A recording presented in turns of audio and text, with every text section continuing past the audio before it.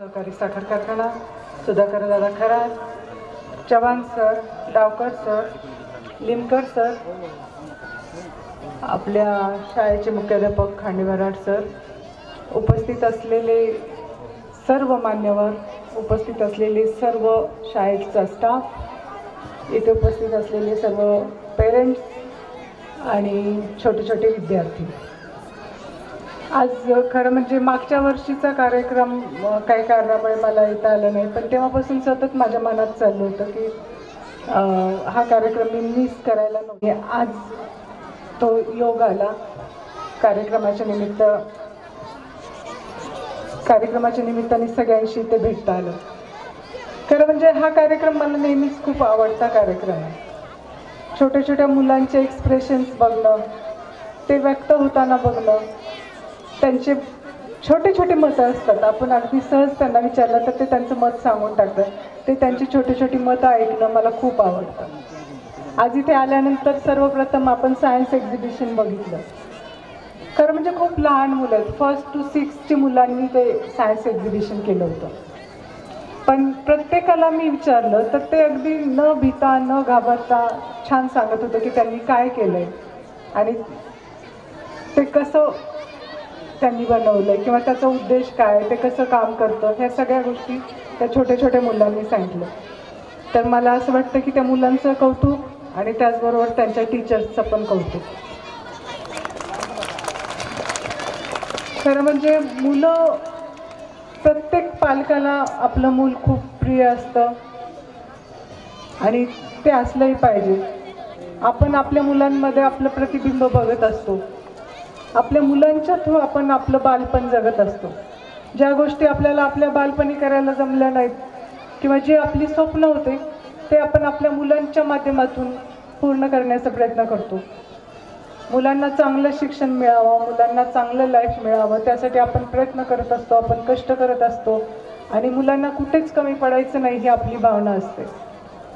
आज इथे प्रत्येक पालक खूप मेहनतीतून, खूप कष्टातून आपल्या पाल्याला पुढे आणण्याचा प्रयत्न करतोय आणि त्यामध्ये मला असं वाटतं की दोन्हीचा बरोबर हिस्सा असला पाहिजे. जेवढे पालक तेवढंच टीचर्स. कारण आजकाल मुलं 6-7 तास शाळेत असतात. जे संस्कार घरी देतो तसेच संस्कार शाळेत पण मिळाले पाहिजेत असं मला वाटतं.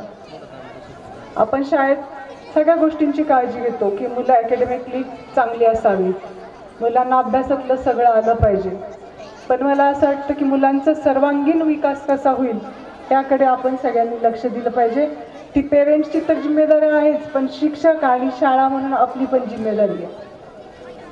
आलेल्या विद्यार्थ्यांना सुसंस्कारित करणं, शिक्षित तर आपल्याला करायचंच आहे, पण त्यांना सुसंस्कार देणं ही पण आपली जिम्मेदारी आहे. एक चांगला नागरिक बनून आपल्या शाळेतून बाहेर पडलं पाहिजे असं मला वाटतं. आदरणीय टोपे साहेबांनी खूप मोठा विचार करून सगळं शाळेंचं जाळं विणलेलं आहे आणि ती धुरं आपण खांद्यावर घेतली आणि ती अगदी समर्थपणे आपण पेलली पाहिजे आणि त्यांचे स्वप्न एक पाऊल पुढे जाऊन आपण प्रत्यक्षात साकार केली पाहिजेत असं मला वाटतं आणि ती तुमची आणि आमची जिम्मेदारी आहे. मुलं अभ्यासात तर झालीच पाहिजेत, पण मुलांचा सर्वांगीण विकास व्हावा, मुलांचं आरोग्य चांगलं असावं त्याकडे पण कटाक्षाने आपण लक्ष दिलं पाहिजे. त्यासाठी मुलं स्पोर्ट्समध्ये पण पुढे असली पाहिजेत, मुलं अदर ॲक्टिव्हिटीजमध्ये पण पुढे असली पाहिजेत. मला असं वाटतं की टीचर्सना ते जमलं पाहिजे की कुठल्या मुलामध्ये काय स्पार्क आहे तो आपण निवडून काढला पाहिजे. काही मुलं अभ्यासात हुशार असतात पण सगळेच अभ्यासात नसतात. याचा अर्थ असा नाही की ते दुसऱ्या कुठल्या गोष्टीत नसतात. तर त्यांच्यामध्ये जे सुप्त गुण आहेत ते आपण शोधले पाहिजेत आणि ते काम अगदी मला असं वाटतं की टीचर्सनी केलं पाहिजे आणि ते प्रत्येक टीचर्सला जमलं पाहिजे. कारण एखादा मुलगा डान्समध्ये चांगला असतो, एखादा मुलगा स्पोर्ट्समध्ये चांगला असतं, एखाद्याचं वक्तृत्व चांगलं असतं, तर ते आपल्याला शोधता आलं पाहिजे आणि तो प्रयत्न आपण केला पाहिजे. खरं म्हणजे खूप विश्वासाने पालक आपल्याकडे मुलांना पाठवत असतात आणि त्यांचा विश्वास आपण सार्थ ठरवला पाहिजे. इथून पुढच्या काळात मला असं वाटतं की विद्यार्थ्यांचं प्रगती पुस्तक जसं असतं तसं टीचर्सचं पण प्रगती पुस्तक इथून पुढे असणार आहे आणि ते स्वतः मी बघणार आहे. त्यामुळे सगळ्यांनी प्रयत्न करा, तुमचं प्रगती पुस्तक अपडेट करा असं मला वाटतं, कारण ही जिम्मेदारी आहे आपल्यावर. अगदी विश्वासाने ही लोक, त्या सगळ्या पेरेंट्सनी मुलं आपल्याकडे पाठवलेली असतात. आपण इंग्लिश मीडियम स्कूल आहे, त्यामुळे आपण इंग्लिशमधूनच बोललं पाहिजे हा कटाक्ष ठेवा. कारण मातृभाषेवर प्रेम करा, पण इंग्लिश पण आपल्याला आली पाहिजे, कारण जगाशी संवाद साधण्याची भाषा ही इंग्लिश आहे. इंग्रजीमध्ये तुम्ही आत्मविश्वासाने वावरू शकता. त्यामुळे माझं सगळ्या स्टाफला पहिलं सांगणं आहे की तुम्ही मुलांशी इंग्लिशमध्येच बोललं पाहिजे.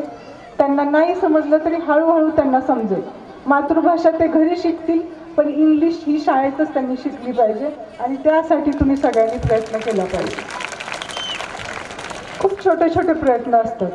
अगदी एकदम तुम्ही फाडफाड नका बोलू, पण मध्ये मध्ये एक एक सेंटेन्स टाकत बोला. मुलांना नवीन शब्दांची ओळख करून द्या. मुलांना शब्दरचना कशी करायची ते सांगा. त्यांची वोकॅब्लरी वाढवा. त्यांना नवीन शब्दांचा संच त्यांच्याकडे तुम्ही उपलब्ध करून द्या. त्यांना इतके शब्द माहीत करून द्या की ते जगात कुठे जरी फिरले तरी ते कमी पडले नाही पाहिजे. इतका शब्दांचा संचय तुम्ही लोकांनी त्यांना करून दिला पाहिजे असं मला वाटतं. बाकी आज आलेल्या सगळ्या पालकांचं मी मनापासून अभिनंदन करते की तुम्ही एवढ्या उशिरा पण इथे आलाय. मला असं वाटतं की पालकांनी सतर्क आणि सजग असलंच पाहिजे की आपलं मूल शाळेत सोडलं म्हणजे आपली जिम्मेदारी संपली नाही. ते मूल काय करतंय, त्याची प्रगती कुठपर्यंत आली हे बघणं पण पालकांचं काम आहे. त्यामुळे पालकांनी पण शाळेत तेवढंच इन्व्हॉल्व झालं पाहिजे अशी माझी इच्छा आहे. आजचा कार्यक्रम खूप छान अरेंज केला आहे, त्याबद्दल तुमचे सगळ्यांचं अभिनंदन. कार्यक्रम बघण्याची मला खूप उत्सुकता आहे आणि उशीर पण झाला आहे, त्यामुळे मी माझे 2 शब्द संपवते आणि तिसरा रजा घेते. धन्यवाद.